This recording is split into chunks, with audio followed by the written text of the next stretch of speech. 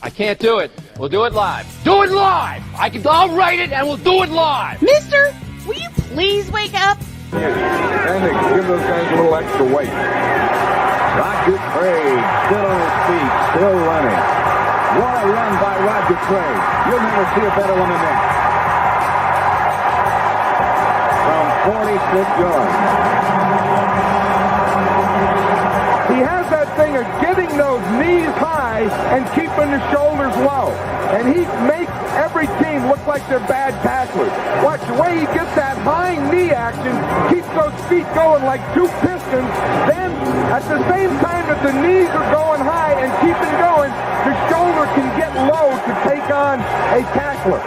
This is Snowman in the Morning. Hey, this promises to be fun. Oh, yeah. Can't wait. Are you kidding me? Do you believe it?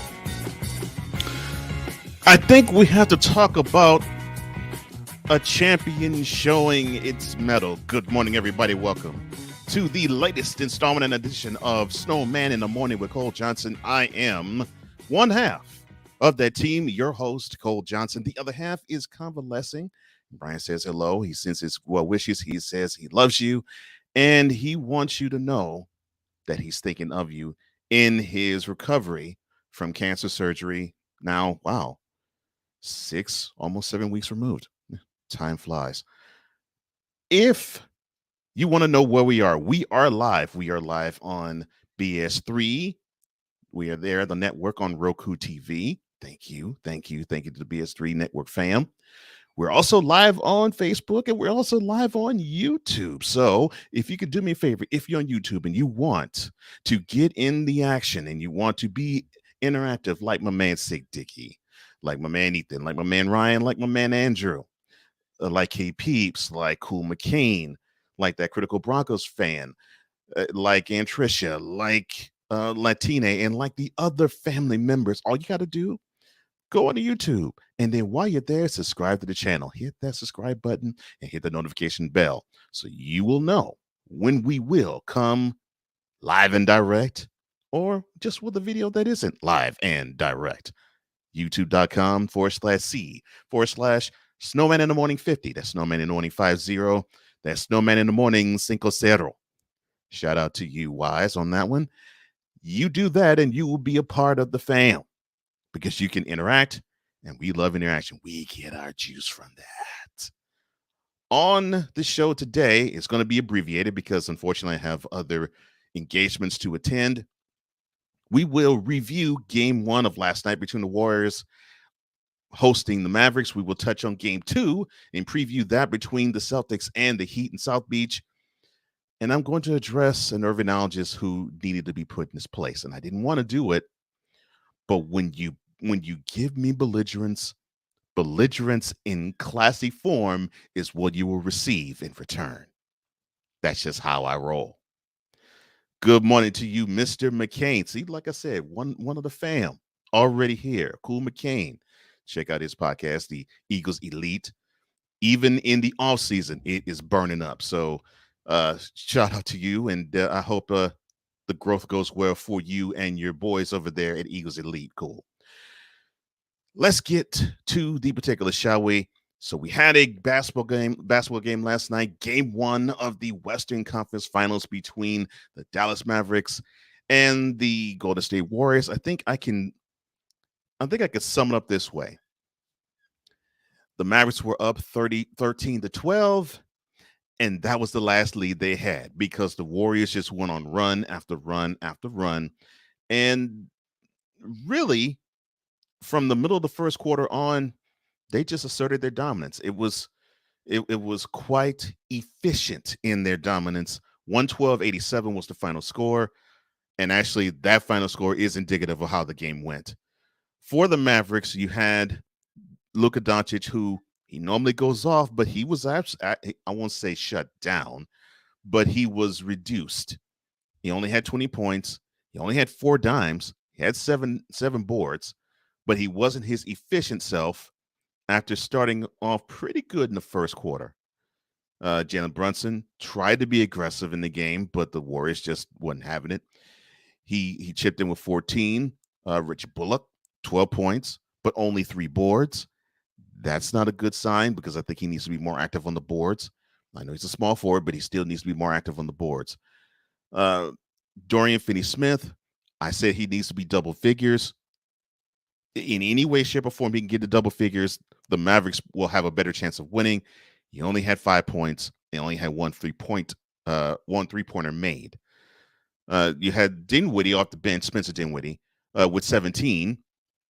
And he seemed to be, I guess, I won't say hot hand, but he seemed to be the most steady hand for the Mavericks. Now, for the quite efficient Warriors, and they weren't really all that efficient from three. They were only 35% from there, but they shot 56% from the field. All starters in double figures, and 2 more off the bench, led by Stephen Curry with 21. And for the no problem, cool. No problem at all, brother. For the fine, I'll say it. For the idiot that claimed in here that Curry was carried all playoffs long by his team. You know your damn role and shut your damn mouth.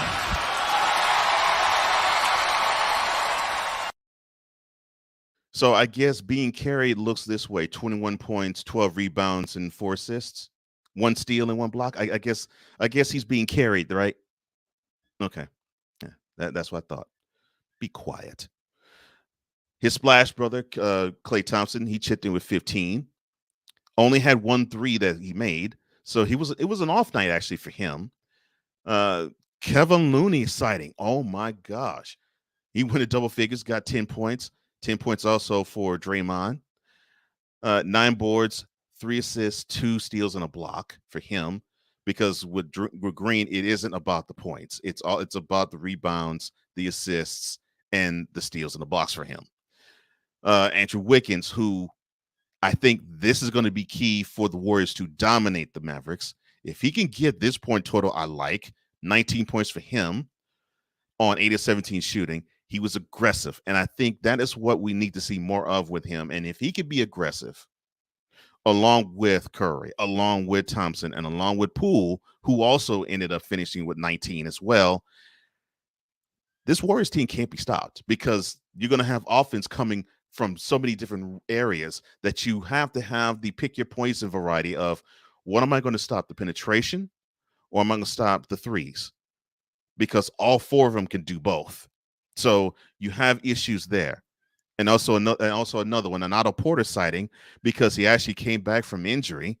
Congratulations on coming back, brother. 10 points and 6 boards on 5 of 7 shooting. And when the Warriors get contribution that's spread out like this team is hard to defeat. But they're hard to defeat because it's not the offensive end that concerns me about the Warriors, it's the defensive end. And normally if the offense is rolling, they're more invested defensively because they want to. I've said this and I will continue to say it. This is something that I really believe the Warriors believe. They believe there isn't a team that's created on the planet. Forget the NBA. There is a team created on the planet that could stop them for 48 minutes. That is what they believe as soon as they set foot on the court. As soon as 1 foot steps on the deck, they believe there isn't a team in the world that could stop them for 48 minutes. And then they proceed, for the most part, to prove that theory right. And if this is going to go the way it is, we can see a sweep. I'm not saying that because I'm not seeing that. What we have seen is the Mavericks basically be one team on the road and another team at home. And that unfortunate trend is continuing. Now, what also bodes well for the Mavericks is that they, in the first round, lost game 1. In the conference semifinal round, lost game 1. Now we're in the conference final round, and they have lost game 1. But the other comparisons to the other 2 series, they lost game 1, and they finished the deal and won the series. They won 4 out of the next 5 in the first round, and they won 4 out of the next 6 in the last round. It's not going to be easy for them to pull that trick off here because the Warriors on a team that has horrible shooting nights all throughout the team. Normally it's you got 2 or 3 that might have a bad night, but one, I won't say is cooking, but one actually is steadying the ship. Like last night is prime example. Curry had I won't say off night, but he didn't have a good night for him, but he did lead all scores. But it wasn't his normal night. I'll put it this way. It was an abnormal night for him. And even though Thompson got 15, it was an off and abnormal night for him. But Poole was on 8 of 12 from the field. That's what I'm talking about. One of them is going to be efficient, seemingly. That's how the Warriors roll. Now, if all of them are off, then I can see how a team can really jump on them. And the funny thing is the Warriors had those types of games in Game 5. Heck, Game 1 to a degree, Game 2, and Game 5. Well, Game 4 and Game 5, and the 3 quarters of Game 6 of the conference semifinal round. So they had their moments, but like I said, they would always have somebody who will pull them to victory. Someone will step up in the last minutes and say, okay, well, let's remind these people we are champs. That's how they roll. 112-87, that is the final score of the Warriors-Mavericks Game 1 of the Western Conference Finals. Game 2, the tip-off is tomorrow night, 9 p.m. And, of course, this will be in the Bay Area. The key to victory for the Warriors going into tomorrow night's game is quite simple. Continue to do what they're doing. Continue to have that defense doing the cha-cha. That is what they do best. No other team does it better. And when they are rolling like that, no other team can beat them. For the Mavericks, they must attack that Warriors defense. They got to attack. It is imperative of them to be aggressive. They have to floor the pedal. They must go at breakneck speed. They must believe that they are the quicker team, the more athletic team, and the faster team, the Warriors, because other than size, that's the only other way you can beat them if you were able to sustain that. But this watching Luka do his thing and you do nothing will get them nowhere. So if they do what they did basically the last 42 minutes of the Game 1 and Game 2 in any stretch, they will go back to Dallas 0-2. And I think they will because other than, what we see, Game 3 of the first round and Game 7 of the conference semifinals, the team that I've seen on the road for the Mavericks seem to not be interested. And I hate to say it that way. They seem to wait on Luka to just explode. And if he doesn't explode, they're sunk. If he explodes, they have a chance, but they're so inactive for the most part, and they're so out of it for the most part, then they don't really execute. That's the problem and issue that I see there. How you doing, Sick? Everything is fine, my man. Everything is fine. Oh, you need that clip. All right. All right. Oh, I'm trying to think what was seen. I'm trying to think what clip did I run? Oh, this one. Oh, you need this one? All right. I'll ship it to you, bro. I will ship that to you, man. Cool says good morning to you, Sick. And Sick said, what's cool with you? BS3 Network, as I said earlier, they on board. Good morning. Good morning. Good morning. Cool says Steph is an assassin on the court. A lot of offensive options and hard to shut them all down. Yep. It's impossible. It's impossible to shut all of them down. You have to pray one of them has an off night and you can concentrate on others. That's the only way you can shut the Warriors down. But to actively defensively shut them down, no. Six says Man, the Warriors took the Mavericks to school. Both teams applied the same tactics, but Golden State showed the team effort. And that is what I think we're going to be seeing more of tomorrow night. And I don't want to say that because I want to see a series, and I want to see the Mavericks play on the road like they did Sunday when they were in Phoenix, and it was Game 7. It was their playoff lives they were playing for, and they said they are the better team on the court, and they knew it, and they played like they knew it. That's what I want to see from them when they are on the road, especially against the Warriors, because they're not going to me, have a tougher opponent in terms of dealing defensively with a team that would just rain more offense on them, whether it is from the perimeter or penetrations. It's difficult. So yes, I think the Mavericks can apply that, but they have to be willing to be aggressive. And I don't think they are on the road. I don't think they're willing to be aggressive on the road, except for Luka. Cool says, sick, man, I'm good. BS3 Network, what's up? 6 says, good morning, BS3. How's things in the Lone Star State? Lone Star State, that is Texas for those who don't know. 6 says, it is complete team basketball at Golden State. When someone's off, the others have them covered. Their starters might have an off night, but the bench always got them.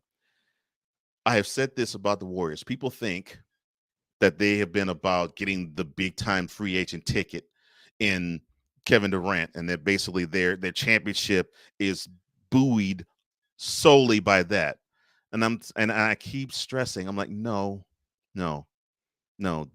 And they shortchange Steph because they believe that he isn't the superstar because he doesn't have the ability to do Ja Morant type, or back in the day, Derrick Rose like dunks. He can dunk, but he's not that type of dunker. And his game is primarily threes and penetration.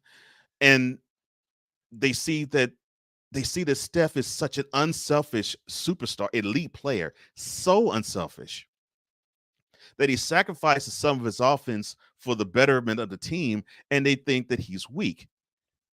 Hence this here, when you see one of the points in the utter blasphemy that Steph has been getting carried all playoffs long. Yeah, that's what I'm talking about.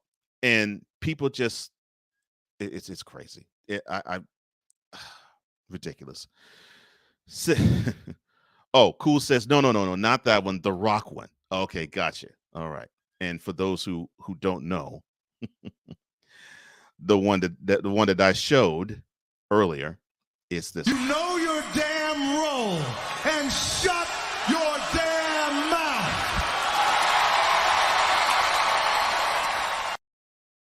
Good morning, Aunt Tricia. Good morning, my queen. I hope everything is fine with you in this on this fine Thursday. 6 says, here's my question, Cole. We know about Steph Curry's leadership, but what about Luka Doncic's skills as a team leader? Here's the answer to that question that I think people aren't willing to actually express. So Doncic already knew that he could play on the NBA level when he was playing in Europe. And I mean, he still plays in Europe every now and then now. But I mean, when he was professionally playing in Europe, he knew he could play in the NBA. What he had to learn when he got here was he had to understand that his play is supposed to motivate the others to step up their level. Until this year, people didn't think he had that ability because people thought he was out for self, and he was all about his own energy. He was all about his own points, his own rebounds, his own assists. And quite frankly, the energy from the rest of the team, it reflected that. Enter Jason Kidd. He gets in Doncic's ear and he tells him, look, you're the leader of this team. You are the best player, but you are the leader of this team. It is more important for you to be the leader of the team than to be the best player of it. And we got a chance to see how the team reflected, and sometimes still reflects, the energy of Luka Doncic. Look no further than Game 3 of the first round when they were on the road against Utah, where people basically said, well, no Doncic, no chance. And here they were. They already had a game in hand without Luka at home. They decided to actually play the best game to me of the season until Game 7 in the Western Conference semifinals against the Suns. And they did it without Luka. But who was the most excited that the team was doing the way they were doing it? Luka. If you look at that game on the bench, the dude was uber excited. And look, being a part of a team, and I've played in athletics, you feed off of that energy. So when you see your best player, who unfortunately then was injured and he couldn't play, he's looking at you and he's saying, "That's what I'm talking about." Yeah, that gives you more motivation to do well, and it feeds on itself. And Game 7 Sunday, conference semifinals round. The leader in Luka and the best player merged, where Luka basically, I didn't even have to be in the locker room. Luka said to that crew, "We're going to San Francisco after this game. We're not going to Dallas. We're going to San Francisco. We're going to knock these fools out because they ain't ready for us. They taking us for granted. They ain't ready for us. And I'm going to show you." And you saw what he did. The dude could have gone for 60. He could have gone for 60 in that game, but he only played 30 minutes and he got 35.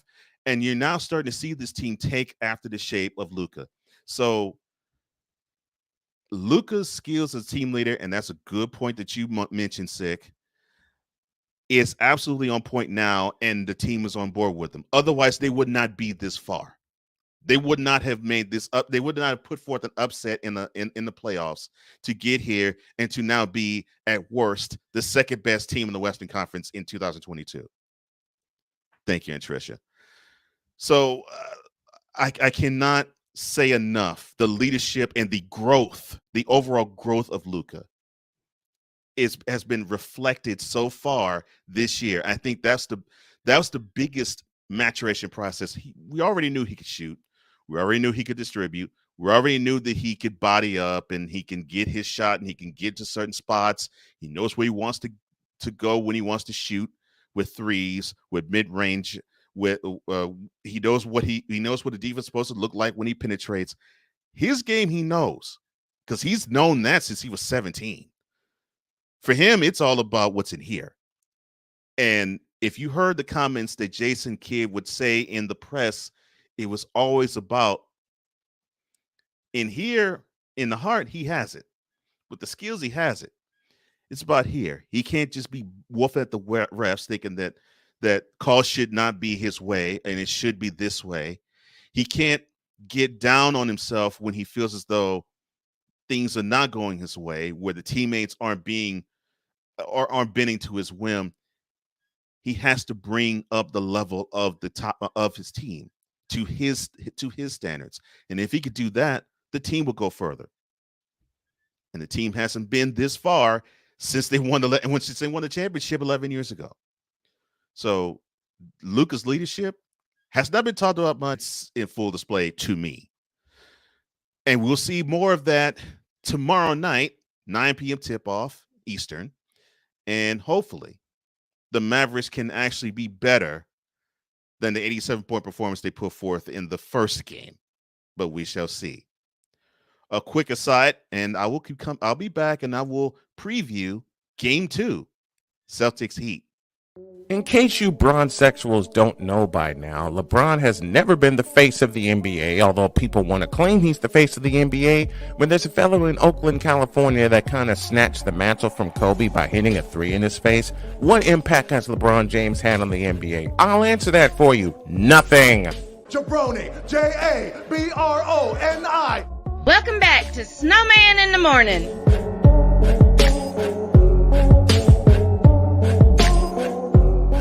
On this abbreviated edition of Snowman in the Morning with Cole Johnson, the fam is already in rare form. I love this. I love the SITM fam. It's great to see you, Sid, Cool, and Trisha, BS3. I love all of you guys. So we have reviewed last night's game. Let's preview tonight's game. Game 2, Eastern Conference Finals, the Boston Celtics, the Miami Heat. And I think the storyline is as follows. How healthy are the Celtics now? And if they can get anything, and it might be just a presence out of Al Horford or Marcus Smart, then their chances of stealing one in the South Beach, because I think that's what they wanted to do. They wanted to steal one with these first 2 games before they went back to TD Garden in Boston. If they can have that presence defensively, then I think they will feel better and they will execute better on the defensive end. What I saw was a team in Boston. They were confident that they could beat this team, but they didn't realize that the Heat are one of the smartest teams that you'll ever play. And that, of course, is by the fact that the president of the team, Patrick O'Reilly, that Pat Riley is a coach at heart, and he stresses discipline. That's how it was when he coached the Lakers. That's how it was when he coached the Knicks. And that's how it was when he coached the Heat, leading them to a championship in 2006 before he went up to being the president where he is now. Discipline is what he stresses, and he hates an undisciplined team. He hates a team where the players do not perform their assignments. And that has trickled down to one Eric Spoelstra. Now, with the statements that I said, do not get it twisted. I do not think Eric Spoelstra is a puppet to Mr. Riley's puppeteer ways. No. I always say this as a statement. The way you saw LeBron play when he was in Miami, I always get this sense and this feeling that he walked into Riley's office and he had these lists of players he probably wanted to have on the team. And he probably said, this team would be better if this guy was here. If this guy was here, we could find a way to get this guy to come here. And I just get the feeling that Riley looked at LeBron and said, look, son, personnel stuff, that's my job. Your job is within the 94 feet of that court. You rule that, I rule this. Goodbye. And the 4 years that he was there, I'm sure they heard some suggestions from him, but you pretty much knew that team was not run by then number 6. It was run by Riley. It was run by the team owner, Mickey, I think, Harrison. I can't remember his first name ever. But you could tell that team was run by them, and they allow Spoelstra to have his way. They allow him to be his own man. And Spoelstra is about placement. He's about knowing where to be and how to be there. He is about disruption defensively. Disrupt what an offense is supposed to do. Disrupt. And you disrupt by playing lanes. You disrupt by closing out. You disrupt by collapsing. You disrupt by communication with one another. You also disrupt with intensity, sheer intensity. You have to have that intensity to make that defense roll. And the first half of the game in Tuesday, the Heat did not have that intensity. But when they got out of the locker room in the third quarter, you can darn sure bet they did then. Steal after steal, at the block shot, led them to hold the Celtics, which they had a pretty good offensive performance the rest of the game, to 14 points in that quarter. And now is the difference. And what makes the Heat special, that defense leads to instant offense. And it is time for us to now talk about Jimmy Butler. Let's be frank. Let's talk about him right now. People play him for bit player, but he is an elite guy. And I don't mean he is a elite guy now. I mean, he's been that way for a long time, but his mentality is that of, I want to play similar to Curry in San Francisco. But of course, their skill set's different. I want to be the guy, but I want to be the guy and still be one of the guys. I don't necessarily want to be the guy where everything surrounds me and everything is about me, that you have to walk on eggshells around me. No, I want to be part of the team. Like, I want to be part of the defense. I want to be part of the offense. And if I have to show up and actually show up to be a bigger part of that offense, fine. No problem. I'll do it. That you don't think that feeds into how the Heat play on offense? I mean, guys like Strus and Tucker and Adebayo and Oladipo and Hero, all of them, they feed off of the fact that Butler allows them to be them on offense, and he wants them to cook and shine just as much as they want him to cook and shine, which goes back to what Spoelstra is about, which is team ball, which is what Riley's about, team ball.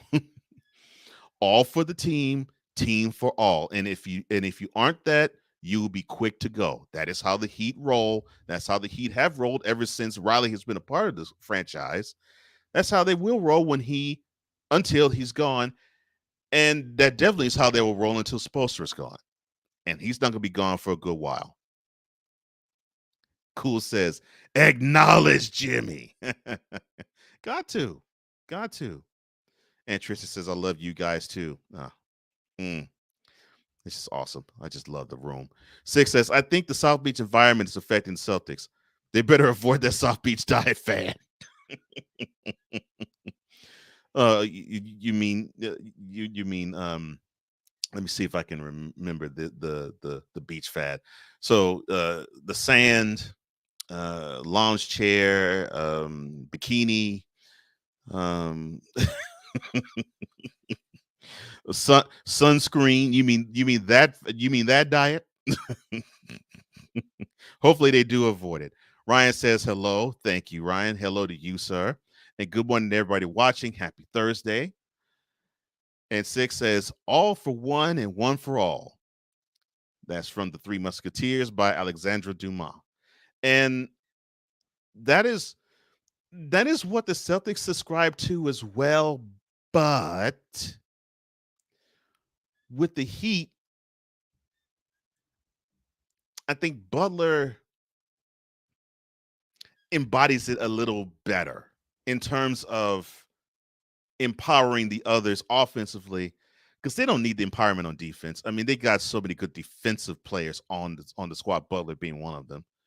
But I mean, just Adebayo being a rim protector and Tucker being a great perimeter and post defender. Defensively, they have no issues in terms of confidence. It's the offensive end, because if the defense doesn't produce the offense, when they get into the half-court sets, it get bogged down pretty badly. And we saw how it can affect them in games 3 and 4 of the Eastern Conference semifinal matchup they had with the 76ers. And even though they scored 110 points, game 3 of the first round against the Hawks, when that offense bogs down in a half-court set, that's where the confidence needs to come in. That's where it has to kick in. That's where you have to have the ball movement. You have to have the encouragement that, yes, if it's open, you take the shot. And we have faith that you will make it, but make sure it's a good shot or a great shot. And that's another reason why Spoelstra is where he's been and how he has been able to be there for as long as he has. He stresses that too.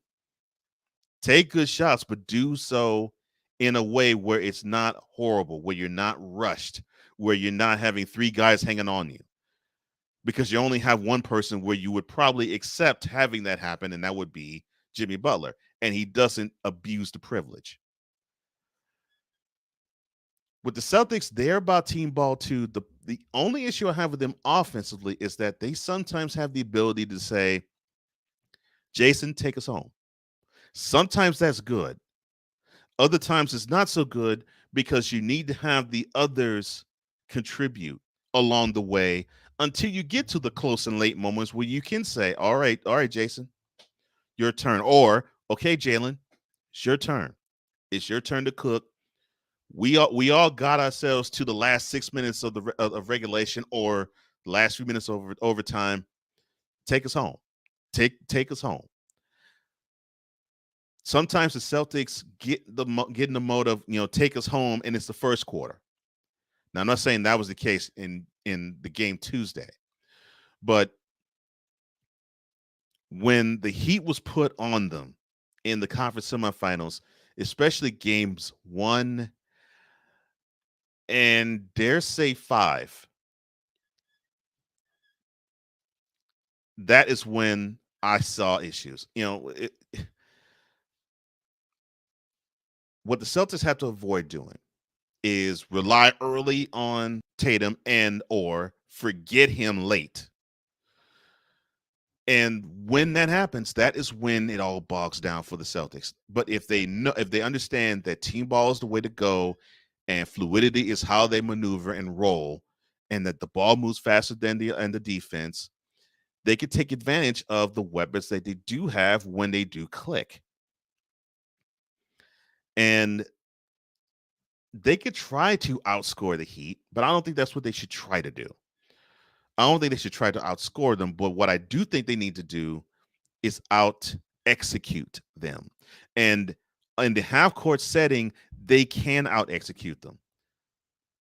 The problem is executing in the way where you're not haphazard with the ball, where you're not lackadaisical with the ball, where you make the defense of the Heat have to respect who is handling the ball and where the ball goes, and that you are aware that they will all of a sudden just run into the pass lane and intercept. basically like a safety in the NFL, intercept the ball and run to the house. The Celtics have to be mindful of that. So they have to eliminate a lot of the cross court passes or the lazy passes, lazy chest passes, where they just know that defense isn't going to intercept this pass, so I'll just toss it. No. So if you know that, if you know someone is going to reach high and try to intercept, do a bounce pass. And if you know that's going to happen, dribble closer to where you're going to pass it, so that you run less of the risk of that ball being picked off. Eliminate those turnovers, because that is what the Heat want you to do. They want you to turn the ball over. And the Celtics have the ability to turn the ball over often when their half-court set starts to dip. Cool says hello to Aunt Tricia and to Ryan. And, the key tonight for the Celtics, they have to understand that close and late, let it be about Jason Tatum and Jaylen Brown. Let them take you home. But they got to get to the close and late moment. And in getting to the close and late moment, they have to employ the team concept of basketball. They have to understand how they played in game 2 of the previous round, how they basically played all throughout the first round against the Nets. They have to understand that the whole team has to get them to the last 6 minutes of the game. And then it's about those big two to take them the rest of the way. And if they could do that, and they can limit those turnovers and make sure that you have the ability to limit pass interruptions, limit someone just darting from out of nowhere, and you take the ball and they take the ball, he takes the ball and they dribble for a dunk or a layup. If they can eliminate those things, if they can make it to where the Heat need to pressure the Heat need to try to put pressure on the ball carrier of the Celtics, and they have to basically snatch every defensive rebound, that's where the Celtics have the advantage, because they are a little bigger, so they can hit the boards, they can crash the boards. So the Celtics have to get to where they can actually take shots. The Heat want to eliminate the shots. And I don't mean, just challenge, because they can block too, but they want to eliminate the shot attempts, because for the fact that they only have Adebayo and possibly Tucker to crash the defensive end on the boards, you got Grant Williams and Robert Williams. And if Al Horford is healthy, you have those three who are more than capable of pulling down offensive boards. And if they're in the paint, same thing with Jaylen Brown and same thing with Jason Tatum. But the Celtics have to get the shots off. They have to get the shots off and eliminate the turnovers. And if they could do that, they can steal a win in South Beach. And with sand in their toes, they can go back to Boston happy that On the court was great, and off the court was wonderful. With the Eastern Conference Final Series tied at 1. But they must limit those turnovers. They cannot turn the ball. They cannot be that haphazard with the ball. For the Heat, the key is simple. More of that defensive intensity.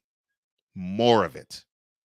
More of it, because the equation is simple. Defense equates to offense. Their bread and butter is defense equates to offense. If they can continue to crowd those passing lanes, anticipate the pass, and just simply swipe, steal, and block. If they can continue to be that presence and frustrate and fluster and anger the Celtics offensive half-court set to make mistake after mistake after mistake, like they did in the third quarter 2 nights ago, we'll see more of the same and probably see more of the same tonight. And that is the huge key to me. If the Celtics can eliminate those turnovers and if the Heat can pressure the Celtics into more of them. Tip off tonight is at 8:30. And this is going to be, I think, a good series because I think we haven't seen the last of it. Because I'm interested to see the adjustment that the head coach of the Celtics, Ime Udoka, what adjustment is he going to make from Tuesday night to tonight? I'm interested to see that. And then if they're successful, I'm interested to see the adjustment that Eric Spoelstra, the head coach of the Heat, what adjustment he'll make from game 2 tonight to the weekend in game 3 when the series shifts to Boston. 6 says, when the Celtics tell Bron and Tatum take them home, would they start playing Phil Collins, take me home? Oh, Lord. I'm sorry. Let me stop. Because I've been a prisoner all my life. I'm sorry. When I return, I just had to put an Irvingologist in his place because dude was just going out of pocket and he was going hand for all the wrong reasons. This is Snowman in the Morning with Cole Johnson. I am Cole Johnson. And on behalf of myself and my brother, Brian Snow, we'll be right back.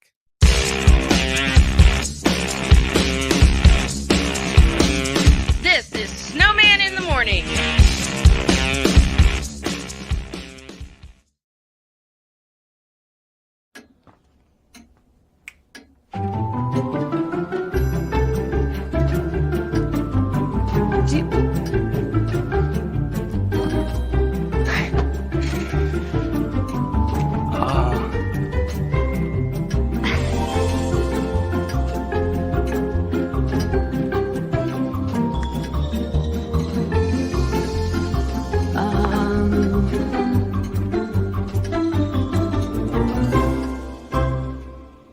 Listen, you're my friend. I noticed you haven't really been yourself recently.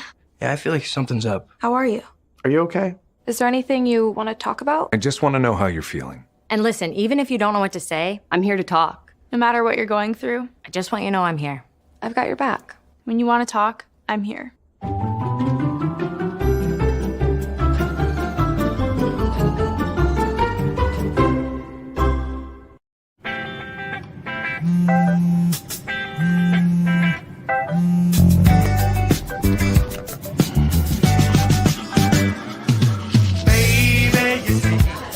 You're so right for me, and I'm right for you. I love the things you do, like sweet tasting wine. Your lips are so divine. Your loving turns me on. My lonely days are gone. That's why I'm never gonna let you go. Never gonna let you go, babe. I'm never gonna let you go. No, no, never gonna let you go.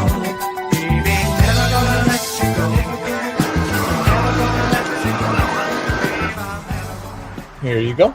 Thank you. Thank you.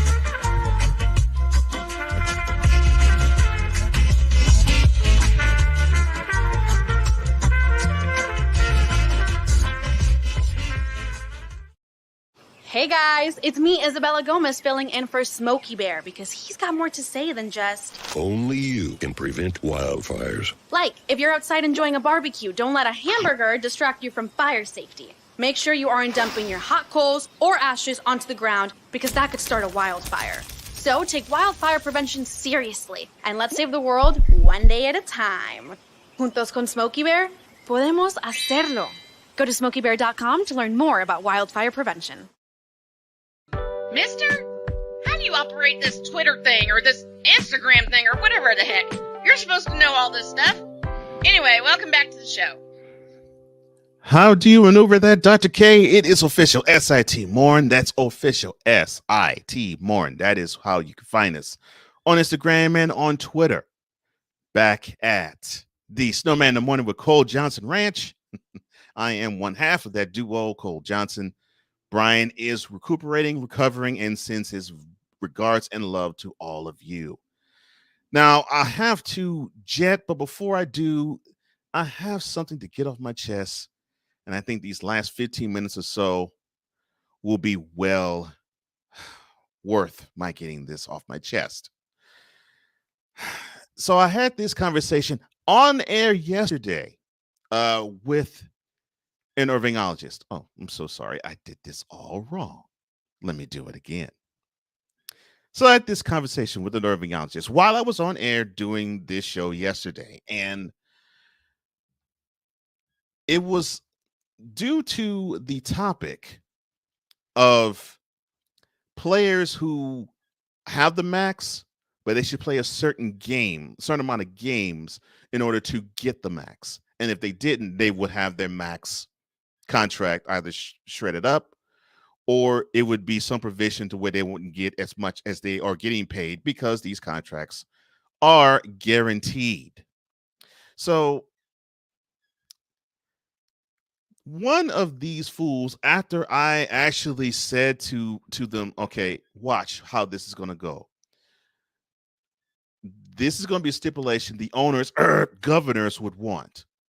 And it may be close to happening because the players and the owners, governors, are actually in collective bargaining agreement negotiations. So you're seeing all of this and you're thinking, okay, I'm seeing the tea leaves on the wall, on the wall. I know what's going to happen because I know these owners are going to say, okay, we got to hold these players accountable.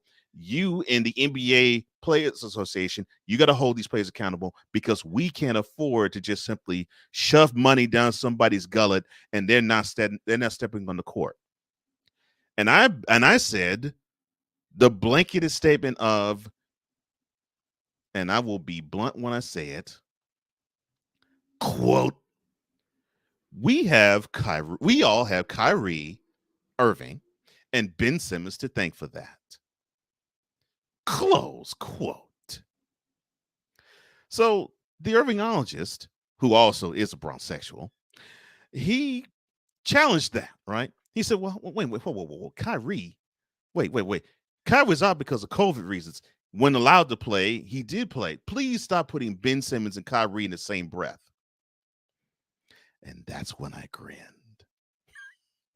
Because I wasn't talking just about this year. I was talking about last year and the previous years. But I focused on last year. And for those who don't know, last year, after the bubble season, the NBA, of course, they took off from March to July. And the Nets, I don't think they qualified. So, no, they qualified, but Kyrie was injured. So Kyrie was out February to December because they started up play in December 2020. So he had 10 months off. So the season started right before Christmas. They played 2 weeks. Capitol riots happened. And right around that time, Kyrie says, peace. And jets. Doesn't say anything to the team. Doesn't say anything to the teammates. Don't say anything to the head coach and Steve Nash. Don't say anything to ownership. Gone. They didn't know where he was until he was shaking his groove thing at his sister's birthday party. And then and only then, because the NBA Players Association had no other alternative but to say, all right, dude, all of these protocols that's in place, You can't play for a few games because one, you ain't even vaccinated, and two, you decided to just go without a mask. We ain't gonna have you risk infecting everybody. So you out for however many more games that you got to sit due to protocol. And this was already on top of the games that he missed due to who the heck knows. So I brought that to this man's attention, and the Irvingologist went this way. Quote, "You just made that BS up, dog. No warning. The insurrection was random. It wasn't a random act, not Kyrie taking personal leave, which is what Steve Nash stated in an interview. He wasn't AWOL. He had every reason to protest that bull. So no, it doesn't put him in the same breath, cat. Nice try, though. Sometimes you have to be something other than disingenuous." Close quote. So there is a video of Stephen A. Smith that talks about this, right? And I was on air and I didn't have the chance to just simply dig up stuff to prove what I was saying to him. So I put this 7-8 minute video up on there, and of course it got the predicted response I thought it was going to get. He's going to be like, well, come on, Stephen A. Smith's the last person. I'm sorry, cool. Negro Knight is the last person that you should get any type of opinion from. Oh my gosh. Thank you. Oh, I'm going to get to that. Oh, I'm going to get to that. Oh, I'm going to get to that. So along with that, I said, okay. And here's where I have to do this. It's been a minute, so pardon me. Email Irvingologists. CC Bronsexuals. BCC Modern NBA fan. Such a female. Sit down. Be humble. Body of email.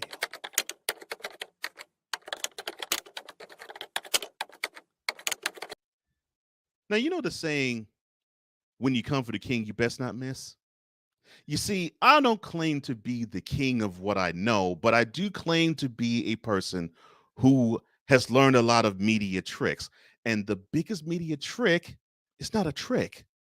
It's, if you're going to say something, back it up with a lot of resources, back it up with a lot of references, back it up with a lot of reference points, back it up with information that is not yours, and back it up with information that is more than just one source, so that whatever the criticism is going to be of you, it can be where you're relying on this one source.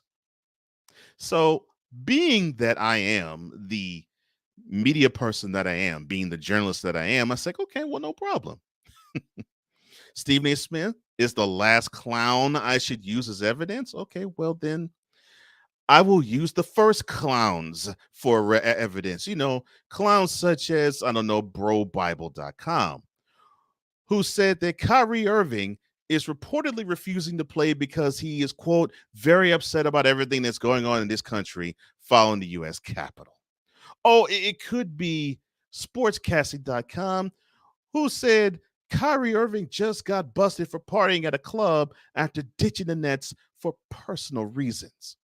Oh, it could be masslive.com, who says Kyrie Irving out, former Boston Celtics absence from Nets lineup, a reaction to Capitol Hill insurrection.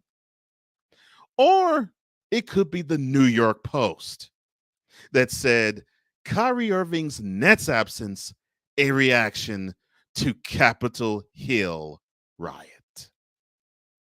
You see, when you come at me, Irvingologist, come to me with facts. Don't come to me with the passion. Don't come to me with the emotions. No. Don't come to me with the heart on the sleeve. Come to me with knowledge, because I come at you with knowledge, and come to me with respect, because I come at you with respect. I don't call you out your name. I don't insult you. I could, and I probably should, and I'm sure many would say I should have done so. I'm not. Why? Because I think it's beneath me to even try to lower myself to your level to insult you. But what I can do is with proof and show you with 5 different sources what I said is right. 5 different sources, not 1, not 2, 3, or 4, 5. So you can't come to me and say that I'm being disingenuous, sir, because I'm coming to you with facts. FACTS, facts. Oh, and by the way, disingenuous, the definition of it is not candid or sincere, typically by pretending that one knows less about something than one really does. No, son. No, son. I don't pretend that you know less about something than you do. I just know you do. Why? Because you wouldn't challenge me when I'm putting forth something that's factual and truthful. So when you come with these baseless attacks saying that I'm being disingenuous, know that you are actually being disingenuous, but you're also being disrespectful. You're being disrespectful to a person who has been in this media game longer than you've been a man, who has been in this media game longer than you have rooted for LeBron James, who's been in this media game longer than you've actually said Kyrie is a point guard. I'm done this longer than you could imagine, so don't come with me with knife stabs, because I'll just hit you right between the eyes with bullets. That's just how I roll. These Cool McCain say Negro Night. Well, hey, I had to give you and Chris Bates credit. You all came up with that. Morning to you, Andrew. Morning to you, sir. Ryan says, Cool McCain can't play. Afro hurts. 6 says, speaking of protocols, the owners and players union have to sort out the COVID protocols with their respective state governors and city mayors. Eric Adams, anybody? And he also says the January 6th Capitol Hill riots was more of a smokescreen to explain its absence. Kyrie Irving just wanted to avoid accountability for the dumb he wanted to do. So, Irvingologist, I want you to see this right here, because that is exactly what that part-time player did. He used an excuse that happened in Washington, D.C., January 6th of 2021 to say, oh, I was disheveled. I felt bad. I was shaken to my core, and I felt as though I needed to do something. Why weren't you in D.C. warding them off if you felt compelled to do that? No, that's not how you roll, Kyrie. No. How you roll is if somebody disrupts what you want to do, then that means you have to do what you feel is necessary. So after I said that to the Irvingologist, I said to him, none of what I have said, the last 4 that I told you all did, none of the sources reference Stephen A. Smith. The video was just the quickest one I could reference at the time. But if you're going to come the way you did, and I knew he was going to, I had those as backup. I stand by my statement, and I'm saying this to you now, Irvingologists, and the Irvingologist I'm addressing. Kyrie Irving, selfish and talented as he is, can be in the exact same breath as Ben Simmons. Why? Because Ben Simmons and Kyrie Irving, oh boy, I wish I had my tongue back when I was 25. Ben Simmons and Kyrie Irving are going to up the bag for every other NBA player seeking a Supermax contract. All because you got 2 selfish individuals who feel as though the world has to bend to their whim, not the fact that they are employees of somebody else. 6 says, since he's a part-time player, he should be given part-time salary. Well, see, Ben didn't like that. Thank you, Aunt Tricia. Ben didn't like that. Ben also did not like actually being a part-time player either. Because when the Sixers said, "Oh no, we ain't paying you for the time you sat," you for real. That's what his camp was saying. But for your Irvingologists out there, let me bottom line this really fast for you. What you have to understand is that this man, I'm talking about Kyrie Irving, Uncle Drew, Uncle AWOL, Rebel Without a Cause, woke people's champion, whichever nickname you want to label him. He is as selfish as he is talented. He does not give a crap about you. He doesn't give a crap about me. He doesn't give a crap about his teammates. He only cares about himself. His actions have proven it when he was with the Cavs, when he was with the Celtics, and now when he is with the Nets.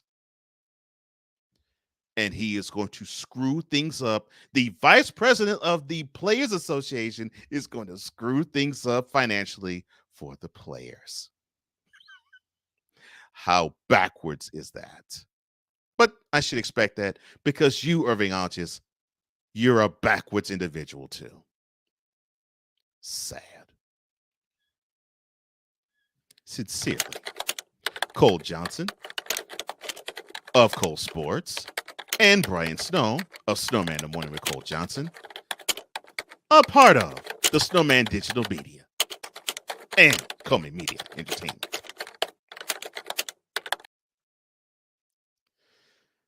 Cool says woke people's champ. Six says I was talking about Kyrie Irving actually. Yeah, I know you were, but it just felt right for me to say Ben Simmons too, because the dude is trying to sue the Sixers for the almost 20 million that he feels as though is owed, but he just sat on this bump. Six says Ben Simmons needs to get a whooping for his accountants, his financial advisors, his image consultants, publicists, agent, and attorney. But his father has first shot. Oh man, I wish I could continue, but I have to wrap things up. This has been a wonderful abbreviated edition of Snowman in the Morning with Cole Johnson.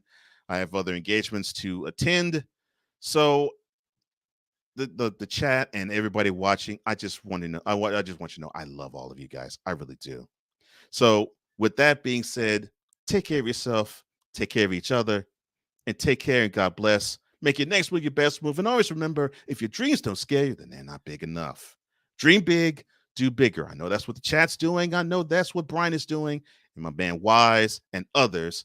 That's what I'm doing. That's what we're hoping you're doing too. We're into the boom shakalaka. We talked to Sam of Shady Sports Network. We talked to Ben of the BS3 Network. And we reviewed the NBA playoffs. Until then, see ya. Thank you for tuning in to Snowman in the Morning with Cole Johnson, the hottest of hot takes and the coldest of cold, hard facts.